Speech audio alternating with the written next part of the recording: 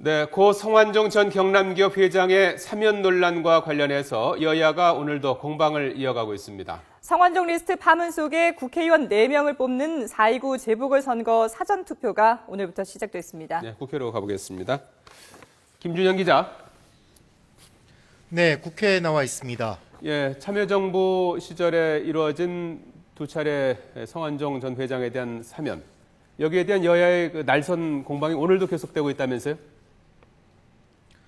네, 그렇습니다. 새누리당 김무성 대표는 참여정부 말기인 지난 2007년 12월에 이뤄진 고 성완종 전 회장의 특별사면 논란에 대해 당시 대통령 비서실장이었던 새정치민주연합 문재인 대표가 답해야 한다고 재차 촉구했습니다.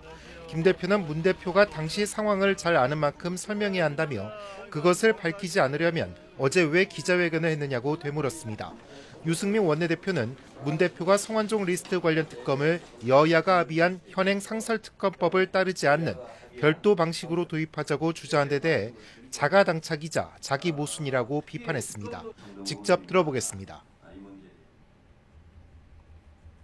자원외교 특검은 현재의 상설특검법으로 하자는 얘기고, 소위 성완종 리스트 특검은 공정성이 담보된 별도의 특검을 이야기를 하고 있습니다. 자원외교는 공정성이 없는 특검도 좋다는 이야기인지 도대체 무슨 이야기인지 이해할 수 없는 자가당착이고 자기 모순입니다. 문 대표는 이번 사건은 권력의 불법 정치자금, 대선자금과 직접 관련된 사건이자 대통령이 수사받아야 할 피의자들의 뒤에 서 있는 사건이라고 규정했습니다. 그러면서 어제 기자회견에서 밝힌 대로 대통령이 특검을 임명하게 돼 있는 현행 상설특검법이 아닌 별도의 특검을 해야 한다고 거듭 강조했습니다.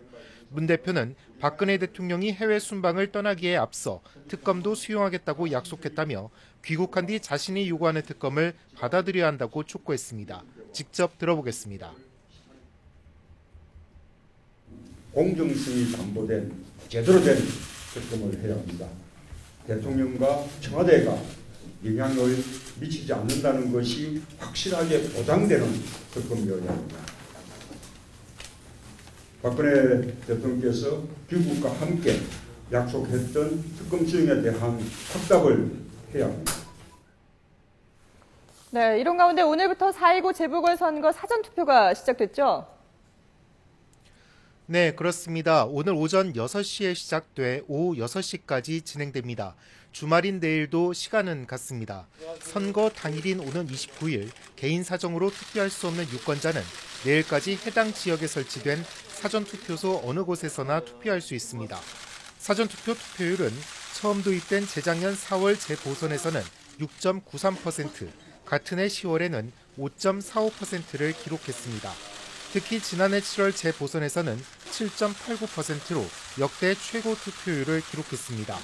투표율이 낮은 재보선의 특성을 고려하면 사전투표율이 승패에 큰 영향을 미칠 수도 있습니다. 새누리당 김무성, 새정치연합 문재인 대표는 최대 격전지로 꼽히는 서울 관악을 지역을 찾아 막판 지원 유세를 하고 있습니다.